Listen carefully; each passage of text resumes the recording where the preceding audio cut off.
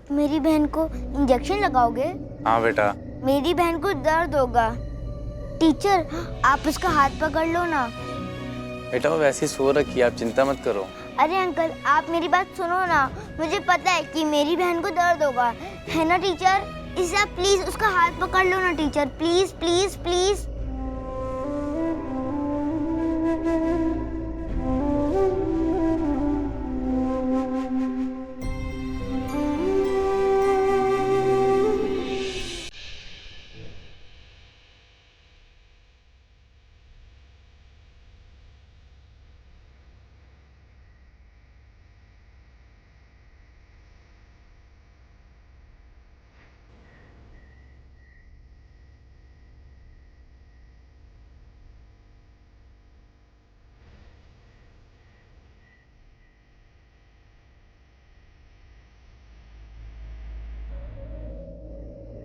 अब इस इंजेक्शन से भी काफी आराम आएगा इसको, पर थोड़ी देर तक सोती रहेगी अभी।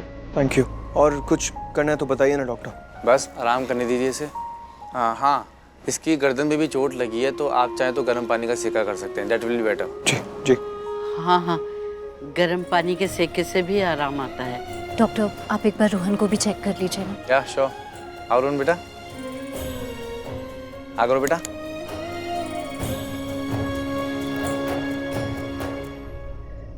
डैड, मुझे नींद आ रही है। थक गया तू? हाँ डैड। बस 2 मिनट में आपको चेक कर लेंगे, फिर आप आराम से सो जाना। ठीक है। ठीक है।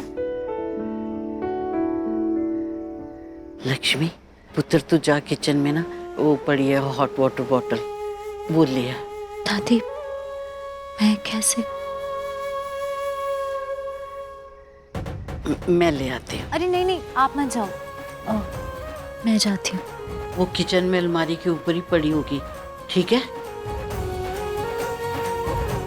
जा, कुछ नहीं होगा, मैं बोल रही हूँ ना तुझे, डर मत, जा।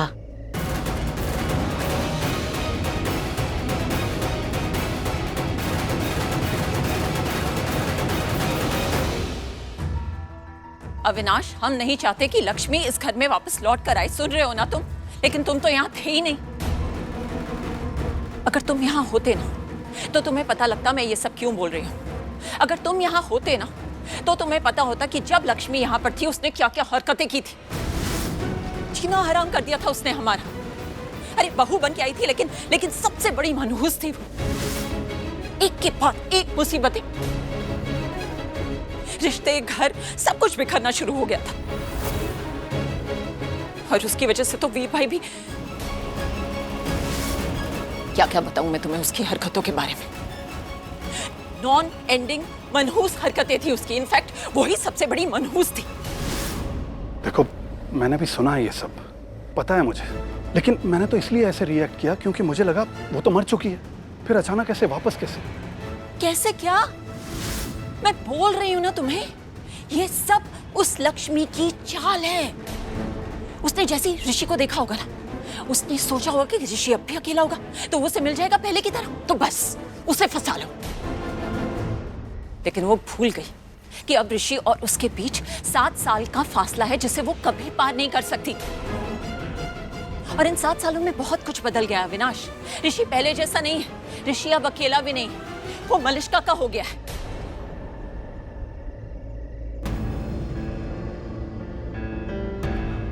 नमस्ते। रुको, तुम इन्हें नमस्ते क्यों बोला? क्या जरूरत थी? ये उसकी परछाई है, वो लक्ष्मी की बहन, जो भी नाम है इसका। और जानते हो, अभी कुछ टाइम पहले इसका हाथ पकड़कर धक्का मार के मैंने इसे घर से बाहर निकाला है, लेकिन फिर भी बेशर्म कहीं की।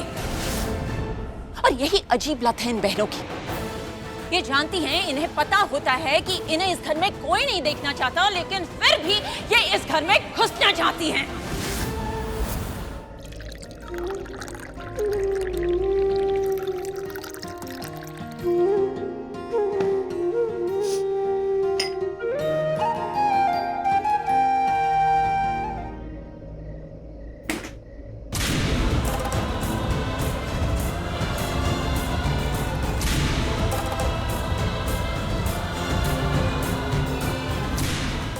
तुमने मुझे बताया क्यों?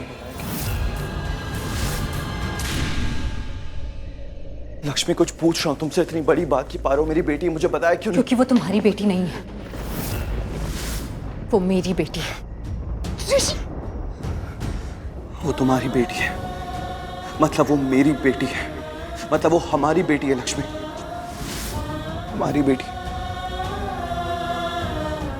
हमने एक फैमिली बनाई थी और ये जानते हुए भी कि उस फैमिली का मैं कितना इंपॉर्टेंट हिस्सा हूं, तब भी तुमने मुझे पारो से दूर कर दिया, खुद से मुझे दूर कर दिया, पारो को मुझसे दूर कर दिया। रात में नींद कैसे आती थी तुम्हें? कभी भी ये फील नहीं हुआ कि तुमने मेरे सबसे बड़े हक को मुझसे छीन लिया? पिता होने का हक, मुझसे मेरी सबसे बड़ी खुशी छीन ली, पिता होने की खुशी, मुझसे मेरा सबसे बड़ा इमोशन छीन लिया, अपने बच्चे को प्यार करने का इमोशन। जबकि तुम ये बात, लक्ष्मी, तुम ये बात अच्छी तरीके से जानती हो कि अपने बच्चे को प्यार करने का एहसास हमें कितनी खुशियां देता है, जानती हो ना? एक बच्चा अपने माता पिता को सेल्फलेसली, बिना किसी स्वार्थ के, बिना किसी मतलब के प्यार करना सिखाता है। माँ बाप अपने बच्चे को सेल्फलेसली, बिना किसी स्वार्थ के, बिना किसी मतलब के प्यार करते हैं। लोग हमेशा ये कहते हैं कि माँ का प्यार निस्वार्थ होता है, लेकिन कभी भी कोई भी बाप के प्यार के बारे में बात क्यों नहीं करता? बाप का दिल ना माँ के दिल से कम नहीं धड़कता जब वो अपने बच्चे को खुश होते हुए, मुस्कुराते हुए देखता है। बाप का दिल माँ के दिल से कम बेचैन नहीं होता जब उसका बच्चा रोता है। अगर बच्चा गिरता है ना, तो माँ को दुगना दुख होता है, लेकिन बाप को भी दुख होता है, क्योंकि वो बच्चा अपने पिता का वंश होता है। हाँ, तो बच्चा सिर्फ माँ का नहीं होता है, बाप का भी होता है।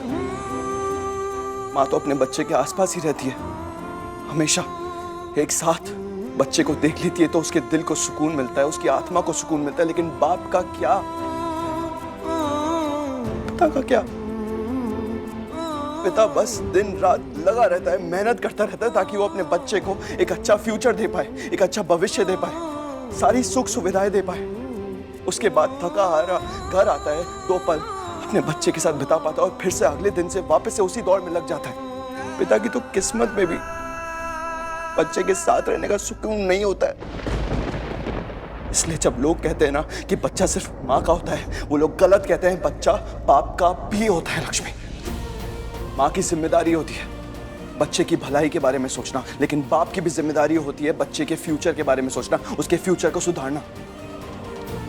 लक्ष्मी, तुमने पारो को मुझसे दूर करके पारो के लिए मेरी सारी जिम्मेदारियों को मुझसे दूर रखा है, हर एक जिम्मेदारी को छीन लिया मुझसे।